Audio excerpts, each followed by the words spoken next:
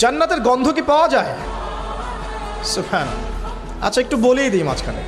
রাসূলুল্লাহ সাল্লাল্লাহু আলাইহি ওয়াসাল্লাম মেরাজে হঠাৎ সুঘ্রাণ, নবী সাল্লাল্লাহু আলাইহি ওয়াসাল্লাম বলছেন কোত্থেকে আসছে এটা?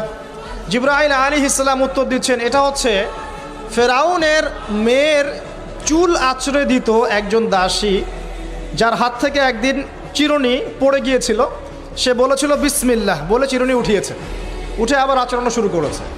এখন এর মেয়ে শুনে ফেলেছে, বিসমিল্লাহ বলে উঠিয়েছে। সেই মেয়ে ফেরাউনকে বলল যে আপনাকে বাদ দিয়ে এই দাসী আরেকজনকে ইলাহ মানছে। তখন সেই দাসীকে গ্রেপ্তার করা হলো। তুমি কার উপাসনা করছো, কার ইবাদত করছো?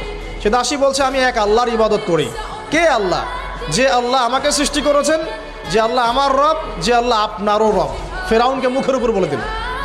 এবার ফেরাউন তাকে ধরে বলছে ফিরে আসো তোমার মতাদর্শ থেকে, না হলে তোমাকে জীবন্ত আগুনে পুড়িয়ে মারব। কি বলছে?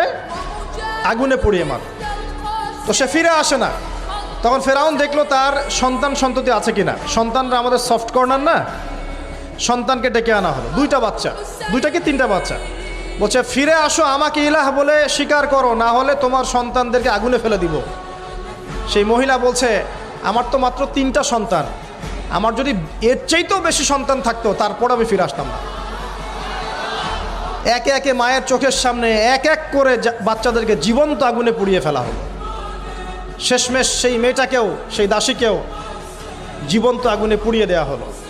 নবী সাল্লাল্লাহু আলাইহি সাল্লামকে জিবরাইল আলাইহিস সালাম বলছেন ওই যে ফেরাউনের দাসী, অনেকে বলেছে তার নাম আসিয়া, এই নামটা কোরআনে নাই।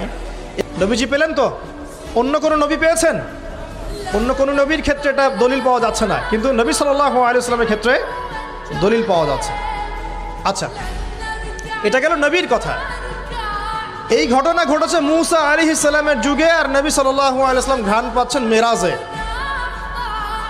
চিন্তা করতে পারেন কত বছর আগে ঘটনা ঘটেছে, আমরা জানতামই না। কিন্তু যদি মেরাজে নবী সাল্লাল্লাহু আলাইহি সাল্লামের কাছে সুঘ্রাণটা না আসতো।